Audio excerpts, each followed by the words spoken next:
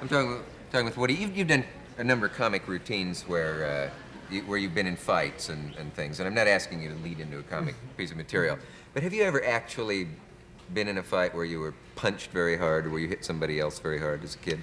I've been punched hard. My nose was broken in a fight when I was about 13 years old, and you can't see it so well, but you could feel it if you came up here. I got a big bump in my nose up here because the kid, we were fighting about, we were playing football, and we were fighting about where the ball should be placed, like on the 20-yard line or the 30-yard line, and I was in favor of the 20, and the 30s won. And we had a disagreement, an altercation, and we exchanged viewpoints, and he smashed me in the nose with his fist and flattened my nose against my face completely. You know, it was real good smack in the nose. Gee. And I went to the hospital, and they popped it out for me. They got it back out, you know. It's the truth. There was, and to this day, there's a bump in my nose. You mean all the cartilage was just smashed flat against the face? Flat against my face. I looked like Brando, you know? Yeah. It was just hung down like that. It's like no nose at all. I could put my undershirt on easily. The facts in this story are true, although there are people who think you No, I'm not made kidding. that. It's funny. I can never tell a story, I know. and people think that I'm always kidding around. Last time you were on, you told that story about the lady whose terrace you live above, and how some rubber snakes that you had to frighten pigeons fell down on the terrace and frightened the old lady, and people thought that was such an original routine, whereas in fact...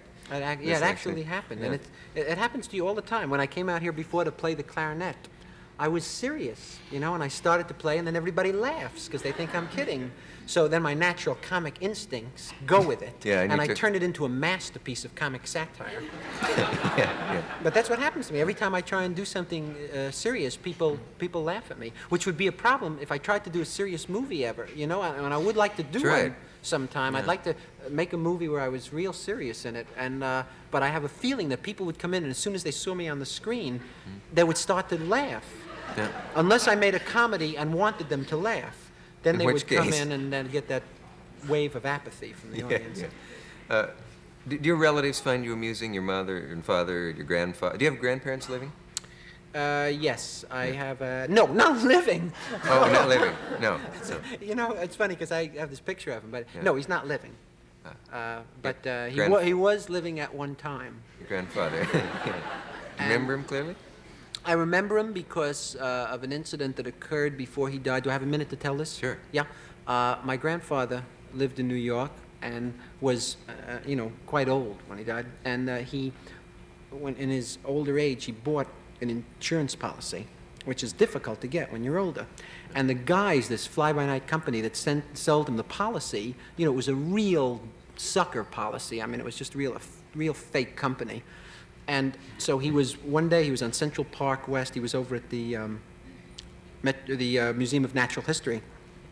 And he was standing down there in the rotunda. And I don't know if you know this or not, but at the Museum of Natural History, there's an enormous stuffed whale on chains hanging from the ceiling. They have natural exhibitions. So the chain broke, the whale fell, and hit him. So he put in for insurance. And he claimed that he was hit by a falling whale on 81st Street and Central Park West.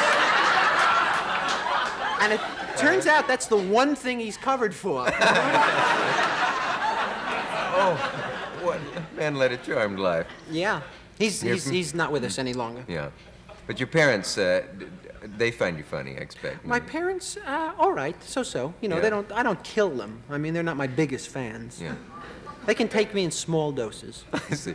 We haven't discussed any of the major issues of our time, which is maybe just as well and all. Do you have any thoughts? And I'll pick one out of the air at random. What about the constantly raging argument about legalizing marijuana?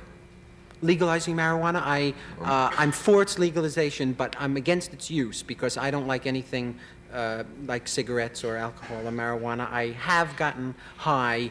I tried to get high. Actually, it didn't work. I was with a girl, this was years ago, and I was ashamed not to take the marijuana because she had it, and I wanted to impress her with my casual manner, so I started smoking with her, and nothing at all happened to me. I got no message out of it or no buzz. The dog that was in the room at the time started laughing.